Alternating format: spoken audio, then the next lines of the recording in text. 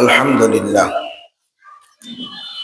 আল্লাহ তাআলার আলিশান দরবারে লাখো কোটি শুকর ও সুজুদ আদায় করি যে মহান রব্বুল আলামিন আপনাকে আমাকে অত্যন্ত ভালোবেসে মহব্বত করে হাজারো মানুষের মধ্য থেকে যাচাই বাছাই করে নির্বাচিত করে শাবান মাসের প্রথম জুমার নামাজ আদায় করার উদ্দেশ্যে আল্লাহ তাআলার ঘরে 10 মায়ের 10 সন্তানকে কাঁধে কাঁধ মিলে পবিত্রময় জায়গায় পবিত্রময় মজলিসে গুনাহ মাফের দিন, দোয়া কবুলের দিন আসার বসার তৌফিক যোগ্যতা দান করেছেন, মানসিক শারীরিক সুস্থতা দান করেছেন। সেই সুবাদে মালিকের দরবারে উচ্চ আওয়াজে কালিমাতুশ শুকর আদায় করি, সকলে বলি আলহামদুলিল্লাহ।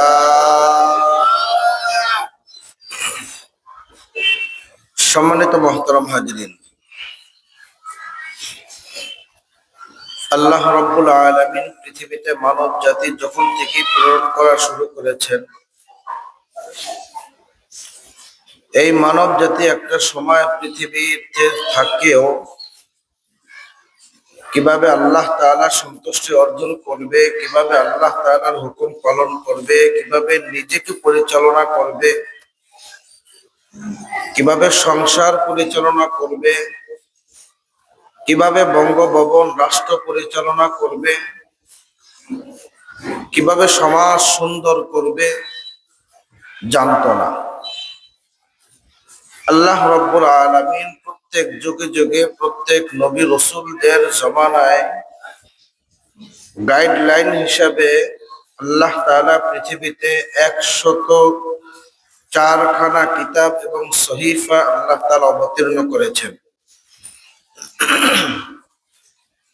যেই 104খানা কিতাব এবং সহিফার মধ্যে এই কথাগুলো, দিক নির্দেশনাগুলো রয়েছে যে তুমি সমাজ কিভাবে পরিচালনা করবে, তোমার ব্যক্তিগত জীবন, পারিবারিক জীবন, সামাজিক জীবন, আন্তর্জাতিক জীবন, রাষ্ট্র পরিচালনার দিক থেকে নিয়ে শুরু করে সকল ক্ষেত্রে প্রত্যেক স্তরে স্তরে কিভাবে তোমরা সুন্দর জীবন পরিচালনা করবে, পৃথিবীতে বসবাস করবে, কিন্তু নেকের প্রত্যেক পদক্ষেপে প্রতিটা জায়গায় প্রত্যেক কাজে কাজে নেকে অর্জন করবে কিভাবে, আল্লাহ তাআলা প্রত্যেক যুগের কিতাব এবং সহিফা অবতীর্ণ করে দেখিয়েছেন। যখনই মাত্র এর থেকে বিমুখ কোনো মানুষ হয়ে গেছে, তারাই পথ হারা হয়েছে, পথ ভোলা হয়ে গিয়েছে, তারা বিপদগামী হয়ে শয়তানের পদঙ্ক অনুসরণ করে তারা জাহান্নামের মুখে জাহান্নামী হয়েছে।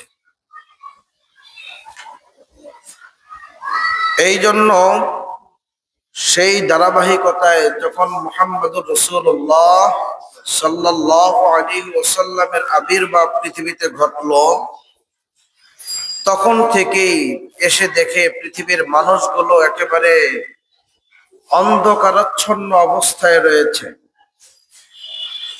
সেই অন্ধকারাচ্ছন্ন বা বর্বরতার যুগ, অন্ধকারের যুগ, জাহিলিয়াতের যুগ যে বলি আমরা, এটা সর্বদিক থেকে এক কথায় বুঝতে গেলে বলতে হয় ঈমানের দিক দিয়ে তারা অন্ধকারের মধ্যে ছিল। আল্লাহ রাব্বুল আলামিন কোরআনের বেশ অনেক জায়গায় আল্লাহ তাআলা বলেন, আল্লাহু ওয়ালিয়্যুল্লাযীনা আমানু ইউখরিজুহুম মিনাজ যুলুমাতি ইলান নূর।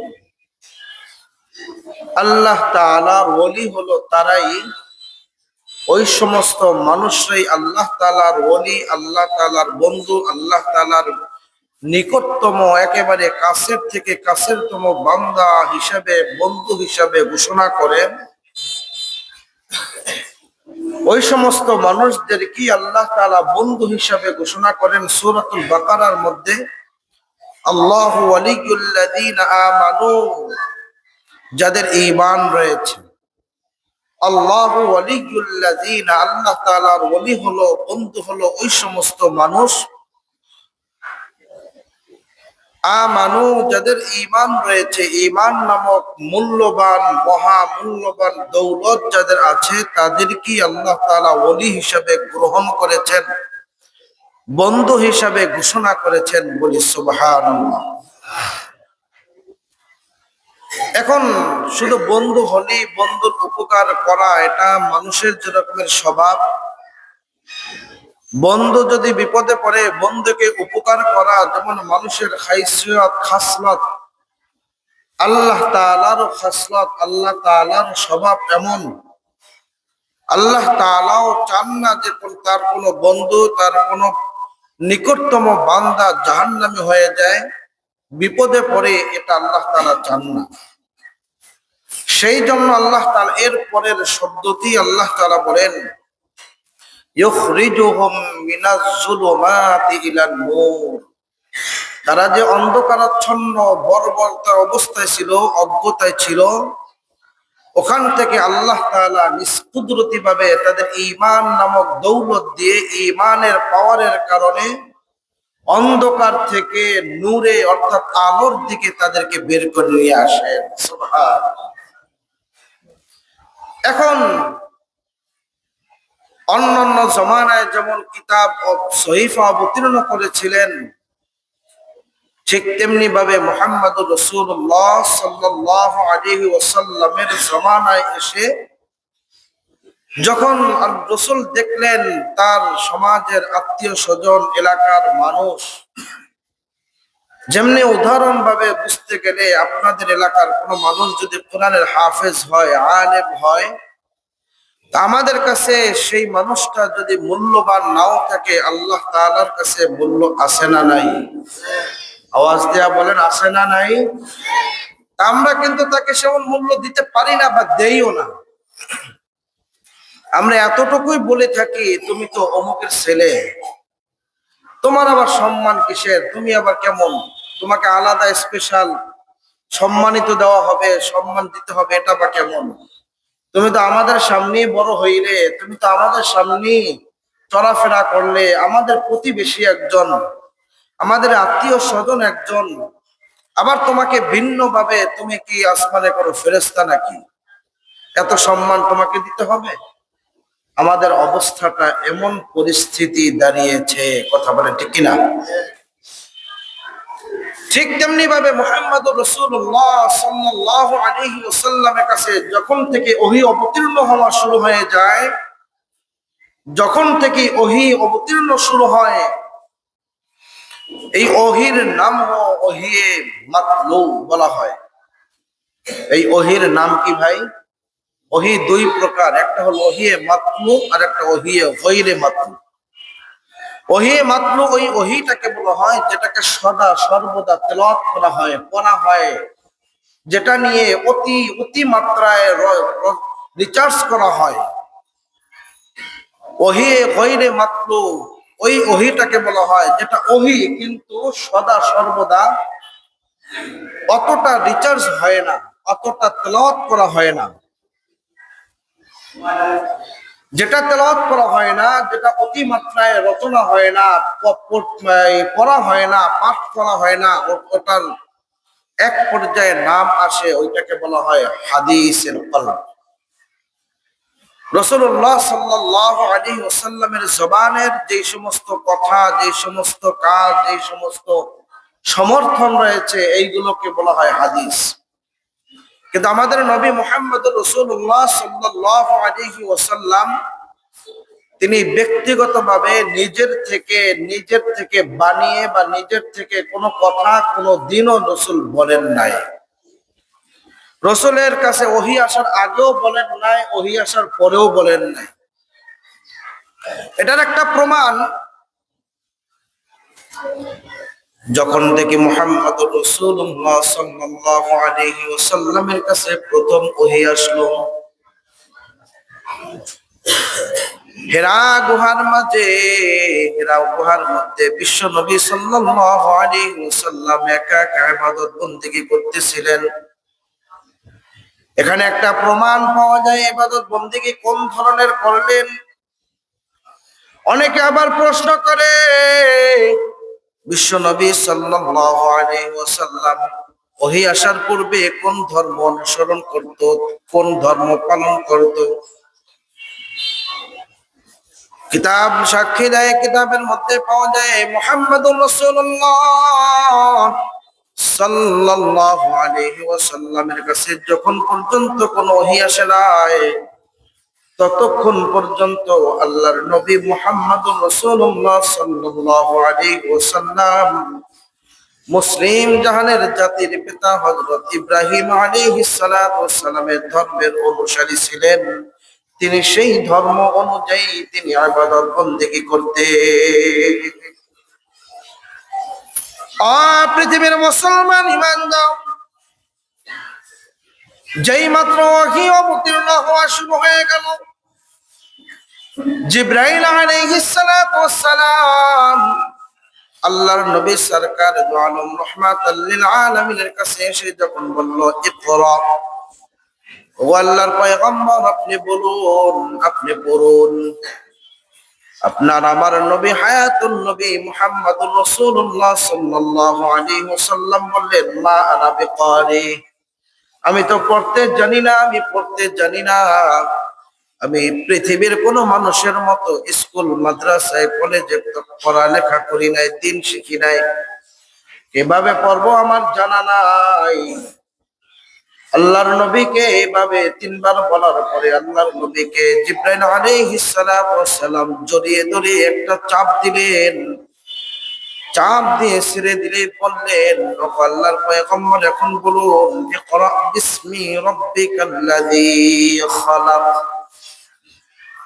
পৃথিবীর মুসলমান যেই মাত্র রবের কথা আসলো, কারণ ইব্রাহিম আলাইহিস সালাতু ওয়াস সালাম পাহাড়ের চূড়ায় বসে তার রবকে তালাশ করতেছিল। আমার রবকে এত অন্ধকারাচ্ছন্ন গুনাহের জায়গায় রব খুঁজে পাওয়া যায় না, রব তালাশ করতে পাহাড়ের চূড়ায় চলে যায়।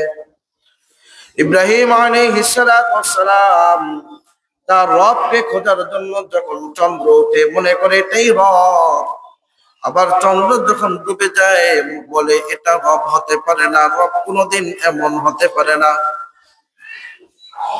এক পর্যায়ে তিনি রবের পরিচয় পেয়ে গেল। ঠিক তেমনি ভাবে মুহাম্মদুর রাসূলুল্লাহ সাল্লাল্লাহু আলাইহি ওয়াসাল্লাম তার রবকে খুঁজতে লাগলেন। রবকে খুঁজে পাওয়া যাচ্ছে না, কোন কে রব হতে পারে, কে মানি পাওয়া যাচ্ছে না। সূরা আলাকের মধ্যে যখন আল্লাহর নবীর সামনে জিবরাইল তেলাওয়াত করে বলল ইকরা বিসমি রাব্বিকাল্লাযী খালাক, ও আল্লাহর পয়গম্বর আপনি পড়ুন, ইকরা বিসমি শুরু করে দেন, আপনি পড়া শুরু করেন। রাব্বিকাল্লাযী খালাক, যিনি আপনাকে সৃষ্টি করেছে। আল্লাহর নবী অমনে করে জবান থেকে বের করে দিল ইকরা বিসমি রাব্বিকাল্লাযী খালাক, খালাকাল ইনসানা মিন আলাক। চিৎকার দিয়া বলেন আল্লাহু আকবার। ও পৃথিবীর মুসলমান, রবের পরিচয় পাওয়া যায় না। যেই মাত্র আয়াতের মধ্যে রবের কথা রয়েছে, যেই রব তোমাকে সৃষ্টি করেছে ওই রবের নামে আপনি তেলাওয়াত করতে শুরু করেন, পড়তে শুরু করে দেন। আল্লাহর নবী পয়গম্বর মুহাম্মদুর রাসূলুল্লাহ সাল্লাল্লাহু আলাইহি ওয়াসাল্লাম রবের পরিচয় পেয়ে গেল। এখান থেকে প্রায় 5টি আয়াত আল্লাহ তাআলা প্রথম অবতীর্ণ করলেন। আমি এই কথাটা বোঝানোর জন্য বলতেছি, যখন অবতীর্ণ হইল 5টি আয়াত, এরপরে রাসূল তার নিজ গৃহের মধ্যে চলে গেলেন। আল্লাহর নবীর জ্বর আসলো, প্রচন্ড ভয় পেয়েছিল, আচমকা একজন মানব আকৃতি বিশাল দেহের অধিকারী একজন মানুষের সাথে সাক্ষাৎ হইল। সেই মানুষটা জিন্দেগিতে কোনোদিন দেখে নাই। তিনি ভয় পেয়ে গেলেন। ভয় পাওয়ার পরে খাদিজা রাদিয়াল্লাহু তাআলা আনহার কাছে গিয়া বললেন, ও খাদিজা, আমি এই ধরনের জিনিস দেখলাম রাতে। আমাকে আবার বললো, ইকরা বিসমি রাব্বিকাল্লাযী খালাক। 5টা আয়াত আমার সামনে তেলাওয়াত করলো, আমিও তেলাওয়াত করলাম।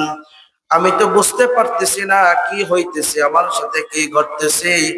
ও মুসলমান, এটা আরেকটা জিনিস প্রমাণ করবে, যদি কোনো মহিলারা চায় পুরুষটা জান্নাতে হোক, কোনো পুরুষ যদি ভালো হয়ে যায়, একটা নারী পারে সেই পুরুষটাকে, 4জন পুরুষকে ভালো বানাইতে। একজন নারী পারে 4জন পুরুষকে জান্নাতবাসী বানাইতে। একজন পুরুষ পারে, একজন মহিলা পারে 4জন পুরুষকে জান্নাতি বানাইতে। ও পৃথিবীর মুসলমান, কিভাবে পারে? আমরা যদি আমাদের স্ত্রীর কাছে গিয়া বলি এরকম ভয় পাইলাম, কেমন হইল? স্ত্রীরা ডাক দিয়া বলবে, তুমি আজ কবি কেমন কি দেখলা? জিন পরি দেখছো মনে হয়, চলো গুণকের কাছে যাই, অথবা ওজার কাছে যাই, অথবা হুজুরের কাছে যাই, যারা জিন ছাড়ায় তাদের কাছে যাই, জিনে ধরছে তোমারে। এরকম বলবে না? কি বলেন, এরকম বলবে না? কিন্তু খাদিজাতুল কুবরা রাদিয়াল্লাহু তাআলা আনহা তিনি ডাক দিয়ে বললেন, আপনি ভয় পেন না, আপনার আশঙ্কা হওয়ার কোনো দরকার নাই। আপনার সাথে যা কিছু ঘটতেছে, যেহেতু রবের আলোচনা পাইলো, রবের খবর পাওয়া গেছে, ঠিক তেমনি ভাবে হয়তো আপনার সাথে আপনার রব ভালো কোনো ব্যবস্থা রেখেছে। আপনার রব আপনার জন্য উত্তম কোনো ব্যবস্থা রেখেছে, আপনার কোনো ভয়ের কোনো কারণ নাই। আপনি যেরকম চাইতেছেন, যাকে খুঁজতেছেন, সে হয়তো আপনার সামনে ধরা দিতেছে, যার কারণে আপনাকে পরীক্ষা করতেছে। আপনার কোনো ভয়ের কোনো কারণ নাই। তার কিছুদিন পরে ওহী বন্ধ হয়ে গেল। কিছুদিন পর্যন্ত ওহী আর আসে না। জিবরাইল আলাইহিস সালাতু ওয়াস সালামের সাথে বিশ্বনবীর কোনো মোলাকাত হইতেছে না। হঠাৎ করে রাস্তার মধ্যে হাঁটতেছে, কোন এক জুমায় হয়তো বলছিলাম, পথিমধ্যে দেখলো উপরে ঝুলন্ত অবস্থায় চেয়ারের মধ্যে বিশাল আকৃতির দেহের অধিকারী একজন মানবের মতো ঝুলন্ত, শূন্যের উপরে ঝুলন্ত অবস্থায় চেয়ারে ঝুলতেছে। আর ডাক দিয়া বলি, ইয়া মুহাম্মদ, ইয়া আইয়ুহাল মুদাসসির, কুম ফাআনযির ওয়া রাব্বাকা ফাকাব্বির ওয়া সিয়াবাকা ফাতাহহির। আল্লাহ রাব্বুল আলামিন আয়াত নাযিল করে দিয়ে বলতেছে, ও কম্বলওয়ালা, তোমার যে জ্বর হয়েছিল, ইয়া আইয়ুহাল মুদাসসির, কম্বলওয়ালা বলে ডাক দিল। কেন বলে? সাধারণত জ্বর হইলে খেতা কম্বল দিয়ে ডাইকা ধরে, হ্যাঁ বলে না? আল্লাহর নবীকে এভাবে খাদিজা রাদিয়াল্লাহু তাআলা আনহা তিনিও ডাইকা ধরলেন। আল্লাহর নবীকে এভাবে জিবরাইল দ্বিতীয়বার দেখা করে বলতেছে, ও কম্বলওয়ালা, আপনার কম্বল ফালান, কুম ফাআনযির, দাঁড়ায়া যান। আর শুয়ে থাকার সময় নাই, এখন আপনার মাধ্যমে দিন প্রচার করা হবে। আল্লাহ তাআলার নতুন একটা ধর্ম আপনার মাধ্যমে আল্লাহ তাআলা পুরা পৃথিবীর মধ্যে বিস্তার করতে চান। আপনার বসে থাকার সময় নাই। কুম ফাআনযির ওয়া রাব্বাকা ফাকাব্বির, এবং রবের তাকবীর, রবের পরিচয় তুমি পৃথিবীর জমিনের মানুষের সামনে দিতে থাকো। সুবহানাল্লাহ, সুবহানাল্লাহ। ও পৃথিবীর মুসলমান ইমানদার, এই কোরআন এমন একটা কোরআন, আল্লাহ রাব্বুল আলামিন কোরআনটাকে কত জায়গায় সংরক্ষণ করেছে জানেন নাকি? আল্লাহ রাব্বুল আলামিন কোরআনটাকে সর্বপ্রথম হেফাজত করেছেন, সংরক্ষণ করেছেন লাউহে মাহফুজের। কোরআনের মধ্যে যদি প্রশ্ন করা হয়, কোরআন তোমার বাড়ি কোথায়? কোরআন ডাক দিয়া বলবে, আমার বাড়ি হইল ফি লাউহিন মাহফুজ। সুবহানাল্লাহ। কোরআনের বাড়ি কোথায়? লাউহে মাহফুজের মধ্যে সংরক্ষিত অবস্থায় আছে। কোরআনকে যদি জিজ্ঞাসা করা হয়, কোরআন তোমার নাম কি? আল্লাহ রাব্বুল আলামিন কোরআনের মধ্যে উল্লেখ করে দিয়ে বলতেছেন, তুমি তোমার পরিচয় তুমি দিয়া দাও, তুমি একজন আল্লাহ তাআলার পাঠানো কিতাব কোরআন। কোরআনের অনেক নাম আছে। কোরআনের নাম হলো শিফা, কোরআনের নাম হলো ফুরকান, কোরআনের নাম হলো আল কোরআন, কোরআনের আরো অসংখ্য নাম রয়েছে। ও পৃথিবীর মুসলমান ইমানদার, আমরা যত কাঠ দিয়ে যত কিছু বানাই, রেহাল বানাই, এই রেহালের সাথে যখন কোরআনের সম্পর্ক হয়, কোরআন মিলে যায়। কোরআনের সম্পর্ক থাকার কারণে রেহালের সম্মান বাড়ে না কমে। রেহালটা পায়ের সাথে লাগলে আমরা সাথে সাথে চুমু খাই, সম্মান প্রদর্শন করি। যে কাগজের সাথে কোরআনের সম্পর্ক হয়ে যায়, লেগে যায়, ওই কাগজটার সম্মান বাড়ে না কমে।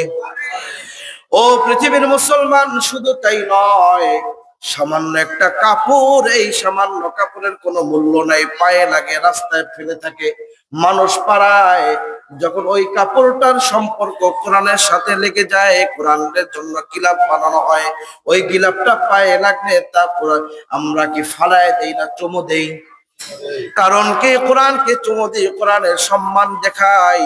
কোরআনের সাথে কাপড়ের সম্পর্ক হয়েছে, কোরআনের কারণে আল্লাহ তাআলা কাপড়ের সম্পর্ক বাড়ায়া দিছে। ও পৃথিবীর মুসলমান, শুধু তাই নয়, যদি কোরআনের সাথে সম্পর্ক কাঠের কাগজের সাথে হয়, কাগজের সঙ্গে যদি হয়, সম্মান বাড়ে। কোরআনের সম্পর্ক যদি কাঠের সাথে হয়, কাঠের সম্মান বাড়ে। কাপড়ের সাথে হইলে কাপড়ের সম্মান বাড়ে। কোরআনের সাথে যদি কোনো টাইসের সাথে সম্পর্ক হয়, ওই টাইসটার সম্পর্ক বাড়ে না কমে। ঠিক তেমনি ভাবে জড় বস্তুর যেমনি ভাবে সম্পর্ক বাড়ে, তেমনি ভাবে আল্লাহ রাব্বুল আলামিন বলেন, এই কোরআনটাকেও আমি হেফাজত করছি। এমন জায়গায় 4 জায়গায় হেফাজত করেছি। কয় জায়গায়? আওয়াজ দেয়া বলেন, কয় জায়গায়? 1 নম্বর হইল আল্লাহ রাব্বুল আলামিন কোরআনটাকে হেফাজত করেছেন ফি লাওহিম মাহফুজ। লাওহি মাহফুজের মধ্যে আল্লাহ তাআলা কোরআনটাকে হেফাজত করেছেন। 2 নম্বর হইল এই কোরআনটাকে আমার আল্লাহ রাব্বুল আলামিন হযরত মিকাইল আলাইহিস সালাতু ওয়াস সালামের কপালের মধ্যে পুরা 30 পারা কোরআনটাকে হেফাজত করেছেন। 3 নম্বর হইল এই কোরআনটাকে আমার আল্লাহ রাব্বুল আলামিন প্রথম আসমানে বাইতুল ইজ্জার মধ্যে হেফাজত করেছেন। 4 নম্বর হইল এই কোরআনটাকে আমার আল্লাহ রাব্বুল আলামিন আর কোন জায়গা নয়, পৃথিবীর শত লক্ষ কোটি কোটি কোরআনের হাফেজের অন্তরের মধ্যে হেফাজত করেছে। আরো জোরে বলি। ও পৃথিবীর মুসলমান, যেমনি ভাবে অন্যান্য বস্তুর সম্মান বাড়ে সম্পর্ক হওয়ার কারণে, ঠিক তেমনি ভাবে এই কোরআনটা যখন কোনো মানুষের সাথে মিলে যায়, কোরআনের সাথে সম্পর্ক হয়, অর্থাৎ এক কথায় কোরআনের হাফেজ যদি হয়ে যায়, তার সম্মান বাড়ে না কমে? আওয়াজ দেয়া বলি, বাড়ে না কমে? এই কোরআনওয়ালার সাথে আপনার আমার যদি সম্পর্ক হয়, এই কোরআনওয়ালা কোরআনের হাফেজের সাথে যদি সম্পর্ক হয়, তাহলে আপনার আমার সম্মান বাড়বে না কমবে? আওয়াজ দেয়া বলি।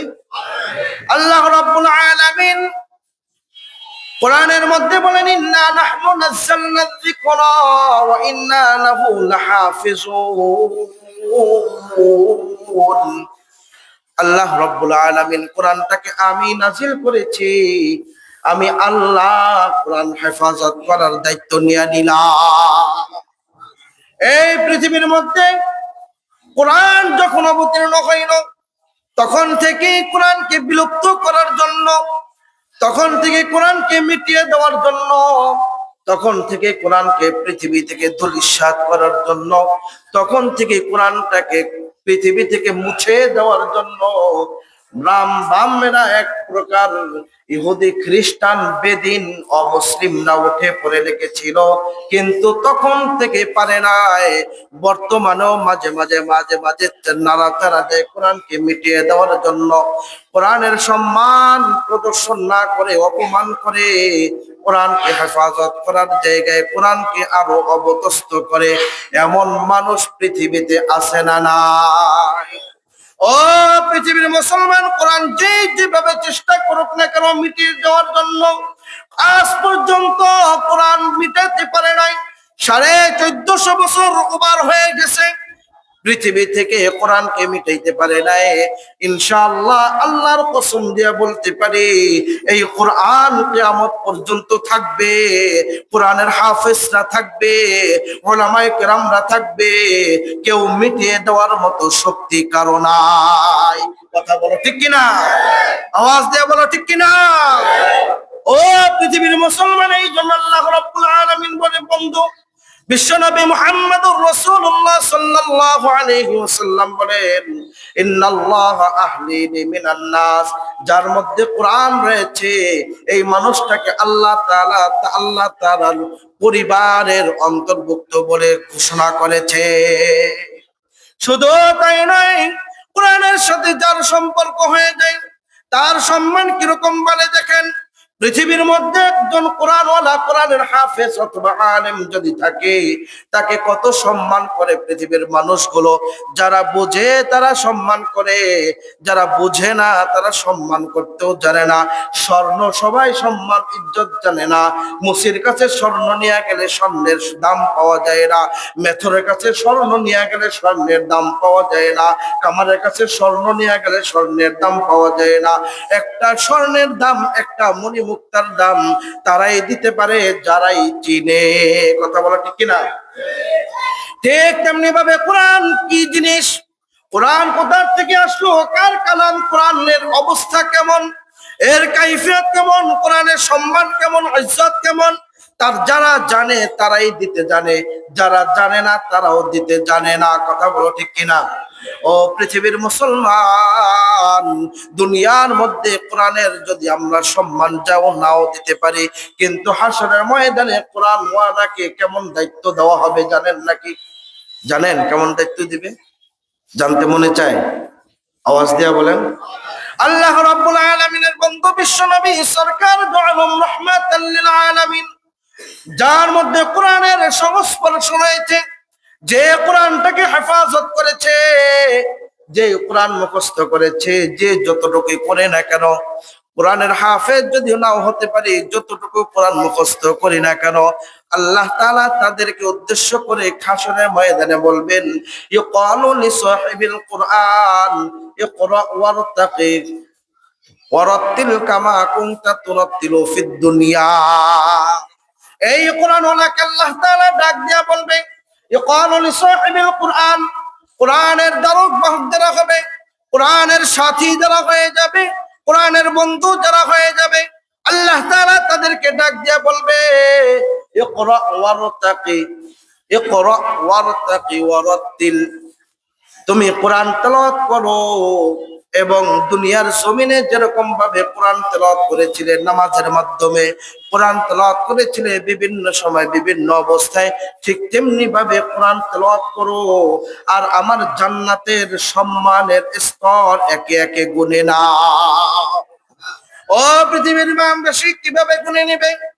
আমরা লিফটের মাধ্যমে একতলা থেকে দ্বিতীয় তলায়, দ্বিতীয় তলা থেকে তৃতীয় তলায়, তৃতীয় তলা থেকে চতুর্থ তলায়, এরকম ভাবে একের পর এক উঠতে উঠতে 100, 200, 250 পর্যন্ত তলা পর্যন্ত আমরা পদার্পণ করি। আল্লাহ রাব্বুল আলামিন কোরআন ওয়ালাকে বলবে, তুমি কোরআন তেলাওয়াত করো। যেই কোরআন ওয়ালা যখন বলবে আলহামদুলিল্লাহি রাব্বিল আলামিন, কোরআন ওয়ালা একতলায় উঠে যাবে, আর রহমানির রহিম দ্বিতীয় তলায় উঠে যাবে, মালিক ইয়াউমিদ্দিন তৃতীয় তলায় উঠে যাবে। এরকম ভাবে সূরা ফাতিহা শেষ করবে, সপ্তম তলা সে পার করে ফেলবে, সূরা বাকারা শেষ করবে, একে একে শত শত তলা করতে করতে কোরআন তেলাওয়াত যখন শেষ হবে, তার সম্মানের স্তর, তার ঘরের তালাও তত ওই জায়গায় শেষ হবে। ও পৃথিবীর মুসলমান, শুধু তাই না, আল্লাহ তাআলা ডাক দিয়া বলবে, মান ক্বারাআল কুরআন ফাস্তাযহারাহু ফাআহাল্লা হালালাহু ওয়া হারামা হারামাহু আদখালাহুল্লাহুল জান্নাহ। আল্লাহ তাআলা কোরআনকে এমন একটা পাওয়ারফুল দেবে, সুপ্রিম পাওয়ার দেওয়া হবে। এই সুপ্রিম পাওয়ার দিয়ে বলবে, পৃথিবীতে বহুত মানুষ বিপদে পড়েছে, তুমি কোনো উপকার করতে পারো নাই। পৃথিবীতে কত কোরআনের হাফেজরা ছিল, তাদেরকে কোনো উপকার করতে পারো না, আজকে কোরআনের হাফেজরা তোমাদের কিভাবে উপকার করবে? কোরআনের হাফেজদেরকে বলা হবে তোমাদেরকে সাথে যাদের সম্পর্ক ছিল, তোমাদের সাথে যারা ওঠা বসা করেছে, যারা ভালো ব্যবহার করেছে, তোমাদের সাথে যেই সমস্ত মানুষরা বিভিন্নভাবে সাহায্য সহযোগিতা করেছে, তাদেরকে আজকে দেখে দেখে তুমি ডেকে ডেকে নাও এবং তাদেরকে তোমরা ডেকে ডেকে জান্নাতবাসী করে নাও। ওই সমস্ত মানুষদেরকে যাদেরকে আল্লাহ তাআলা জাহান্নামের হুকুম দিয়ে দিয়েছে, জাহান্নামের এমন হুকুম হয়েছে কোনোদিন সে নাজাত পাওয়ার মতো তেমন ব্যবস্থা নাই, তাকে মুক্তি করার মতো কোনো ব্যবস্থা নাই, তার পক্ষে সাক্ষী দেবে, তাকে সুপারিশ করবে এমন কেউ নাই।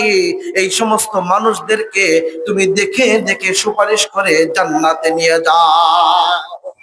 একজন দুইজন নয়, এক লাগাতারে চলতে থাকবে এভাবে, একজন দুইজন নয়।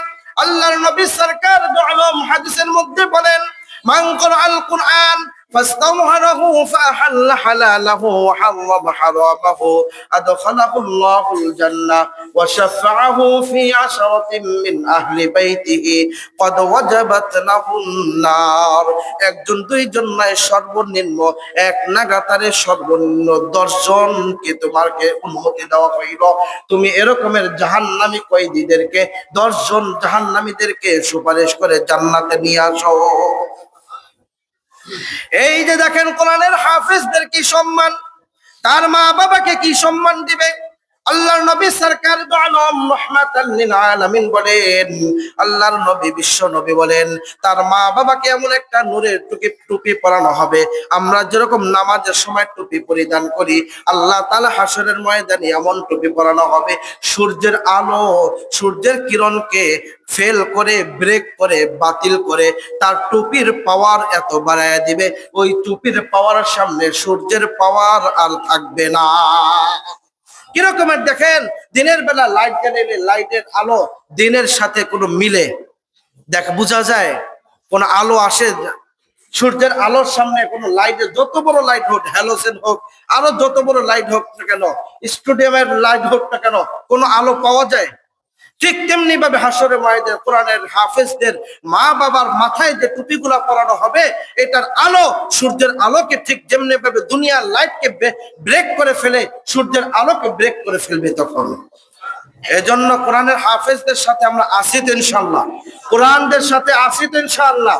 আমাদের সন্তানদেরকে যদি কোরআনের হাফেজ বানাই, হাদিসের মধ্যে আসছে যদি আপনার জানাজা পড়ায়, আপনার জানাজা পড়ার কারণে আপনি যদি জাহান্নামে হয়ে থাকেন, জাহান্নামের কয়েদি যদি হয়ে থাকেন, আপনার কে জানাজা দিছে আপনার সন্তান, এই কারণে, শুধু এতটুকুর কারণে কোরআনের হাফেজ জানাজা দিয়েছে, আপনার সন্তান জানা দিয়ে দিয়েছে, আপনার রক্তের সম্পর্ক জানাজা দিয়েছে, আল্লাহ তাআলা তার কবরে আযাব কিয়ামত পর্যন্ত বন্ধ করে দিবে। কতদিন পর্যন্ত? কিয়ামত পর্যন্ত বন্ধ হয়ে যাবে। আর বন্ধ হবে এটাই প্রমাণ করে আল্লাহ তাআলা হাসরের ময়দানেও আপনাকে সম্মানিত করবে, আল্লাহ তাআলা আপনাকে হাসরের ময়দানে সম্মানিত দিয়ে জান্নাত পর্যন্ত পৌঁছে দিবে। আমাদের সন্তান যারা আছে, আমরা মাদ্রাসায় পড়াবো ইনশাআল্লাহ, কোরআনের আলেম বানাবো ইনশাআল্লাহ। যারা সুযোগ নাই তারা হাফেজদেরকে যদি সম্ভব হয়, যদি অর্থ থাকে, একজন কোরআন হাফেজ করে একজন বাচ্চাকে হাফেজ বানান, একজন বাচ্চাকে আলেম বানান, আপনার নিজস্ব অর্থ দিয়ে বানান, আল্লাহ তাআলা এর বিনিময়ে আপনাকে সেই পরিমাণ সওয়াব দান করবেন। সকলে বলি আমিন। আল্লাহ তাআলা আমাদের এই কথাগুলো বুঝার এবং আমাদের সন্তানদেরকে কোরআনের হাফেজ আলেম হিসেবে কবুল করুক। আপনাদের সামনে একটা মাহফিল আছে আজকে, জানেননি কোন জায়গায়? হ্যাঁ,